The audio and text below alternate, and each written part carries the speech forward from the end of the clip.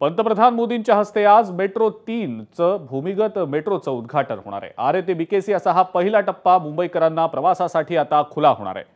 BKC metro station परिसरामध्ये याची जय्यत तयारी करण्यात आलेली आहे। याचाच आढावा आमच्या प्रतिनिधींनी घेतलाय, आपण पाहूया।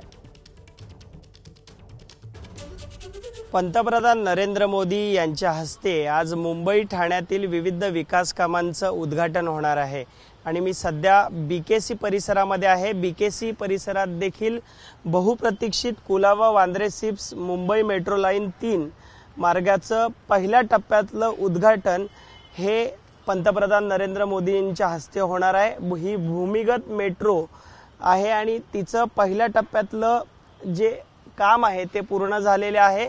आरे म्हणजे सिप्स परिसरातून बीकेसी ही पहिली लाईन आजपासून पंतप्रधान नरेंद्र मोदी यांच्या हस्ते उद्घाटन झाल्यानंतर सुरू होणार आहे। साधारण 12.5 किलोमीटरचा हा पहिला टप्पा प्रवाशांसाठी सुरू होणार आहे। 10 स्थानकं यामध्ये आहेत, 9 स्थानकं ही भूमिगत असणार आहे, तर एक ग्रेट टर्मिनल स्टेशन हे या दरम्यान आहे।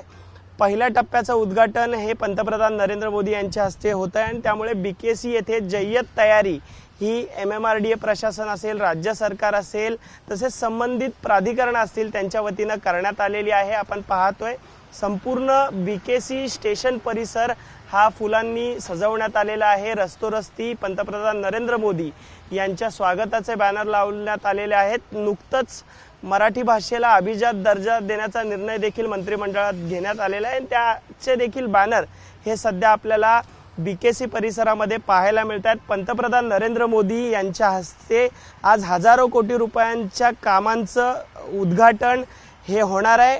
ठाणे आणि मुंबई परिसरामध्ये विविध प्रकल्प उभारण्यात आलेला आहे, याचं उद्घाटन होणार आहे आणि त्यामध्येच मेट्रो 3च्या जे भूमिगत मेट्रो आहे त्याच्या पहिल्या टप्प्याचं उद्घाटन हे पंतप्रधान नरेंद्र मोदी यांच्या हस्ते होणार आहे आणि त्यामुळेच आता मुंबईकरांसाठी ही आनंदाची बातमी आहे, कारण आरे सिप्स ते बीकेसी असा भूमिगत मेट्रोचा प्रवास हा मुंबईकरांना आता करता येणार आहे।